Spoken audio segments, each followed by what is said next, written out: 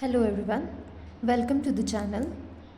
तुम्हाला जर सगळ्यात सोप्या पद्धतीने इंग्लिश ग्रामर, इंग्लिश स्पीकिंग शिकायची असेल तर ह्या चॅनलवर तुमचं स्वागत आहे. आत्ताच चॅनलला सबस्क्राईब करून घ्या, कारण तुम्ही शिकणार आहात इंग्लिश स्पीकिंग, ग्रामर खूप सोप्या पद्धतीने. त्यातला आजचा आपला पहिला टॉपिक आहे वॉवेल्स आणि कन्सोनंट्स. आपल्या सगळ्यांना माहिती आहे इंग्लिशमधला सगळ्यात बेसिक आणि इम्पॉर्टंट टॉपिक आहे वॉवेल्स आणि कन्सोनंट्स.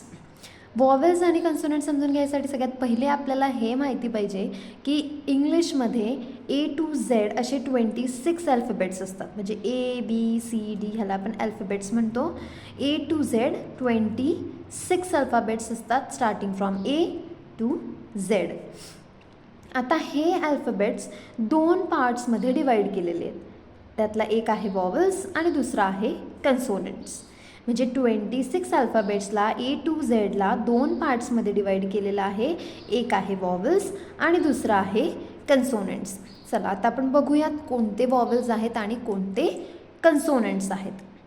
तर या A to Zमधला 5 वॉवेल्स आहेत, म्हणजे मेन वॉवेल्स आहेत 5 आणि बाकीचे 21 हे कन्सोनंट्स आहेत.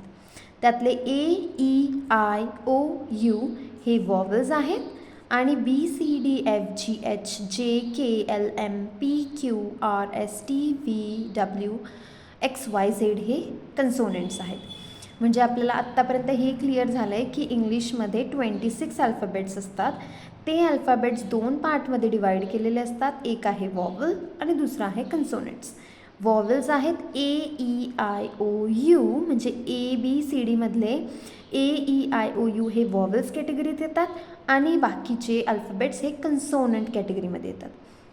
आता पुढचा महत्त्वाचा इम्पॉर्टंट टॉपिक, सोपं, अगदी सोपं लक्षात ठेवायचे. म्हणजे वॉवेल्स जे आहेत AEIOU यांच्या आधी कधी पण ॲन येणार आणि हे जे आहेत कन्सोनंट्स त्यांच्या आधी कधी पण ए येणार. पण म्हणजे काय येणार, म्हणजे काय हे पुढे क्लिअर होतं आहे एक्झाम्पल्समधून. तर इंग्लिशमध्ये जे वर्ड्स आहेत, जे ॲपल, अम्ब्रेला, कप, लॅम्प, कुठलाही वर्ड घ्या, त्याच्या सुरुवातीचा शब्द बघायचा, लेटर बघायचं आहे आपल्याला. म्हणजे A आहे, B आहे, C आहे, D आहे हे बघायचे. मग आपण शिकलेल्या रूलनुसार काय आहे, AEIOU हे वॉवेल्स आहेत, त्यांच्या आधी कधी पण ॲन येणार. म्हणजेच AUEIO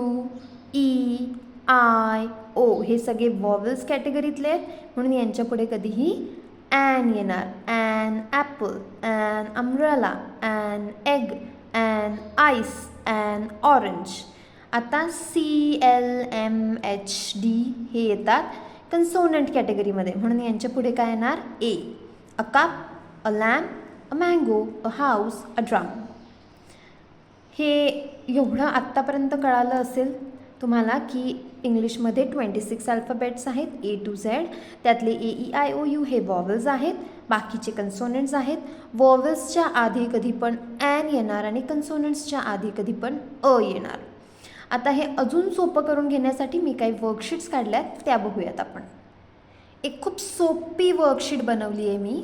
त्यात आपले काही अल्फाबेट्स घेतलेत, त्यातल्या जे वॉवेल्स आहेत त्याला सर्कल करायचं आहे आणि जे कन्सोनंट्स आहेत त्याला स्क्वेअर करायचं आहे. ही वर्कशीट एवढं आहे की आपल्याला आयडेंटिफाय झालं आहे का की कुठले वॉवेल्स आहेत, कुठले कन्सोनंट्स आहेत याच्यासाठी. तर पहिला आहे आपला A. रूल क्वेश्चननुसार वॉवेलला सर्कल करायचं आहे आणि स्क्वेअर कन्सोनंटला करायचं आहे. म्हणून A वॉवेल असल्यामुळे मी त्याला सर्कल केलं आहे. I वॉवेल असल्यामुळे मी त्याला सर्कल केलं आहे. BDFMN हे कन्सोनंट असल्यामुळे यांना स्क्वेअर केलं आहे. Similarly O is a vowel, U is a vowel, म्हणून या दोघांना सर्कल केलं आहे. बाकीचे कन्सोनंट्स आहेत ज्यांना मी स्क्वेअर केलं आहे. Similarly second, put the word in the correct box. Boxes केलेत, एक आहे Aचा बॉक्स, एक आहे ॲनचा बॉक्स. आपल्याला काही वर्ड्स दिलेत. वर्ड्स आहे lion, apple, umbrella, ram, ball, ice cream, interesting, dog, owl, movie and toy. इतके आपल्याला वर्ड्स दिलेत. आता आपल्याला ते त्या पर्टिक्युलर बॉक्समध्ये टाकायचं आहे. तर आता आपण कसं आयडेंटिफाय करणार की ए कुठल्या बॉक्समध्ये जाईल, म्हणजे कुठला वर्ड एमध्ये जाईल, कुठला वर्ड बीमध्ये जाईल, म्हणजे ॲनमध्ये जाईल. आपल्याला सगळ्यात पहिला सुरुवातीचा वर्ड अल्फाबेट बघायचा आहे. तो आहे एल, LION लायन. मग आता एल काय आहे, वॉवेल की कन्सोनंट? कन्सोनंट, बरोबर, म्हणून ते जाणार अ मध्ये. सेकंड ॲपल, ए वॉवेल आहे की कन्सोनंट? वावेल, करेक्ट, म्हणून ते जाणार ॲनमध्ये. यू वावेल आहे की कन्सोनंट? एक्झॅक्टली, हे आहे वावेल, म्हणून ते जाणार ॲनमध्ये. R consonant, a B consonant, a I vowel an, I vowel an. D consonant, a O vowel an, M consonant, a T consonant, a. आता तुम्ही म्हणसाल हे ठीक आहे, आम्हाला कळलं की वॉवेल AEIOU आहेत मेन, कन्सोनंट्स बाकीचे आहेत. ए हे कन्सोनंटला लागणार, ॲन हे वॉवेलला लागणार, पण याचा यूज एक्झॅक्टली कुठे करायचा? तर याचा यूज आपण जेव्हा सेंटेन्स बनवतो, इंग्लिशमध्ये आपण बोलायला सुरुवात करतो, बोलत असतो, तेव्हा आपल्याला हे आर्टिकल्स यूज करून आपल्याला सेंटेन्स करेक्ट करायचं असतं. म्हणजे जर मी म्हटलं की this is apple, this is a apple, तर ते सेंटेन्स चुकीचं ठरेल. दिस इज ॲपल, ते पण सेंटेन्स चुकीचं ठरेल. मग ह्या वेळेस आपल्याला जर करेक्ट इंग्लिश कशी बोलायची हे शिकायचं, तर आपल्याला काय माहिती पाहिजे की कुठलं आर्टिकल कुठे करेक्ट वापरता आलं पाहिजे, तर आपलं सेंटेन्स हे एकदम ॲक्युरेट परफेक्ट इंग्लिश होईल.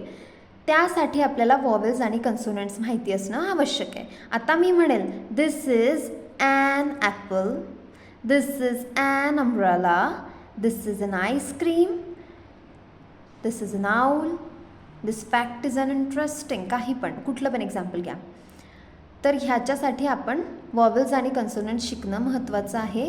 हा टॉपिक त्यासाठी महत्त्वाचा होता. हा टॉपिक अजून डीपमध्ये शिकायचा असेल किंवा यात काही प्रॉब्लेम आला असेल तर प्लीज मला कमेंट करा, लाईक करा.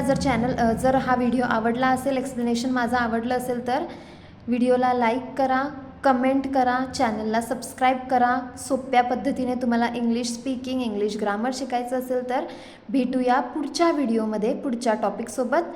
तोपर्यंत थँक्यू.